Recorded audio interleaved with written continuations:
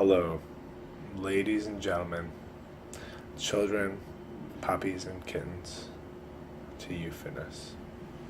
This is my YouTube channel, and I am not sponsored by anyone. And I just wanted to talk candidly about a lot of different things, fitness and lifestyle related, especially coming from the background that I come from. That being said, I don't expect everything that I say is actually going to be agreeable to everyone, but the idea is that we can bring these kind of topics to light and discuss them and go over them, and hopefully we can learn something from the process through that discussion and maybe get to either a better understanding or some form of a consensus, or maybe once in a while, we'll just agree to disagree, which is totally fine. I began my wonderful, beautiful journey with my body um, when I was about, I guess struggle is the right word. Struggle is the right word. Struggle with my body when I realized I had a problem all throughout elementary school because I was the big kid. And as soon as I became academically inclined, I started to get picked on a lot. And I even got a dietitian when I was 12 years old. I'm going to need my reading glasses for this. At that time, I was 185 pounds, and I won't lie, it was a really hard time in my life. I remember being humiliated, embarrassed, bullied, and to be honest, I couldn't really imagine what it'd be like to be a kid in that situation now, where with social media and all these different ways that kids can be mean to each other. It's a really scary thing. So I guess my heart goes out to those kids because I really didn't get a choice in the way that I saw. I never got a choice. I basically I came here. I was a first generation family. I was 1 year old when we came here from Poland. I was born in Austria. My parents are Polish, Eastern European, and back there, when my parents were raised in a communist system, food was a luxury. So giving me more food was actually a luxury, and I took full advantage, not knowing any better. So, of course, I gained a lot of weight. So I was 185 pounds when I was 12 years old. I ballooned up to 265 pounds when I was 16.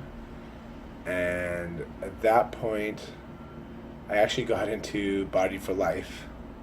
And I thought that was like the coolest thing in the world. Like, seriously, like, so amazing that people could change their bodies in such amazing and dramatic fashion.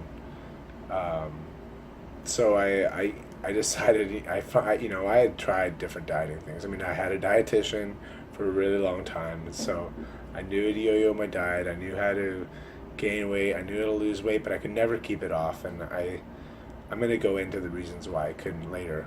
But I decided to commit, and one summer I decided that I was gonna do whatever it took, and if it didn't work, then at least I said that I tried. And so 4 months, I would run to the gym, I'd run home, I would do a lot of different things, and I lost 40 pounds. However, then I went on to UBC football, where I was undersized, proceeded to gain a lot of weight, proceeded to stop playing football, proceeded to lose a lot of weight, proceeded to have a car accident, proceeded to gain a lot of weight again. So I do know how it could feel to yo-yo. I do know what it feels like to lose the weight and gain it back. However, at this point, I currently am sitting at about between 235 and 240 pounds, and that's roughly 60 to 70 pounds less than I was at the heaviest I ever was. And I'm going to post the photos in the comments section if you want to see how I looked and where I went to and where I hope to go to. The experience was life changing, but the journey was extremely difficult. And I guess what I wanted to address today is a few of the things that I think I've learned along the way. So, without further ado, I'm kind of just going to get right into it. Number one, this is kind of a frustrating one for me. It upsets me to no end when you see people who have never, ever, ever, ever, ever, ever been fat or out of shape or been ostracized that way or understand what it's like, telling us, hey, get your act together. All you got to do is do these sit-ups and run these sprints and lift these weights. And frankly, I'm just going to say it, it's kind of a joke. I mean, if you think that you're going to unravel and rip off and like a snake, you're going to shed this skin of somebody who's been overweight for 10, 20, 30, 40 years, you think you can just snap your fingers and they're going to be born in this brand new body and just forget what it's like to live this limited lifestyle? Because that's what it is. It's a limited lifestyle. If you've ever heard of the parable of the elephant, it's a lot like that. So the parable of the elephant is kind of interesting. Is there's an elephant and it's roped down by this tiny little wooden nail in the ground, and it's not even big. It's not a big nail at all. In fact, the tourists walk by and they're like, how is this freaking massive elephant tethered to this tiny little nail? Well, it's really simple. When the elephant's a baby, it's tethered to that little nail and it tries to get away and it tries pulling it out and it fails. And I think that, and so as the elephant gets bigger, it just doesn't understand that it could actually physically rip that nail out of the ground like nothing, like absolutely nothing. But in its mind, it can't. In its mind, that person, that elephant, that is still locked in this mentality that they can't. They're still in this, I don't want to call it like a fat mentality, but it's a bit of a perceived helplessness. And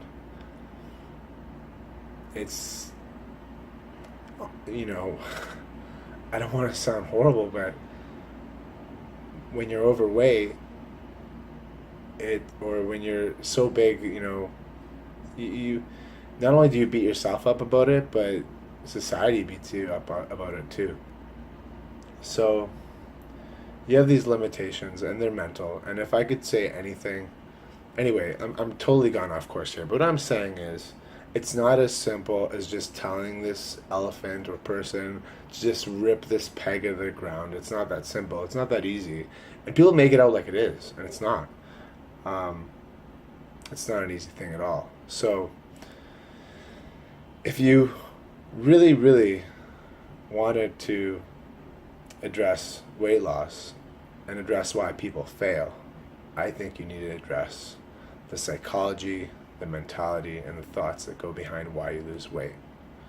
So if you don't address those things, it's going to be really hard. So what goes into that is you can't go into it hating yourself. You can't go into it doing it for somebody else. That's it. You have to do it for yourself, and you have to do it because you accept and love yourself. You're not going to punish yourself at the gym. And we all see these people at the gym. You know who I'm talking about. You know about these people that go to the gym and just destroy themselves at the gym. I was one of those people. I know what it's like. So I've been there. I've had 3-hour anger rage sessions induced with tons of stimulants, just to get out my anger. And That's not productive. That's not even, doesn't even scientifically make any sense. Did it make me feel better? Sure.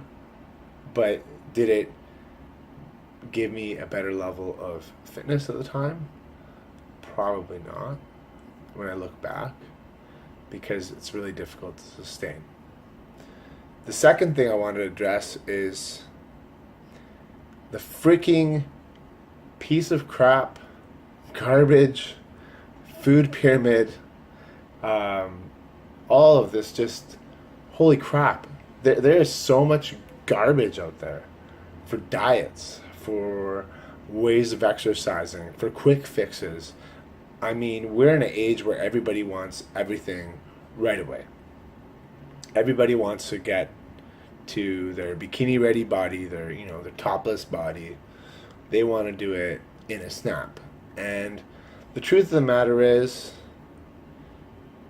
it's not really like that, I guess. If you want to sustain your weight loss. Now, before I even get into this, when I say like I'm an outlier, it's because I've actually sustained a weight loss of over 60 pounds for over 5 years. So I actually do know what I'm talking about when I talk about this. But when it comes to this thing, it's really, really simple.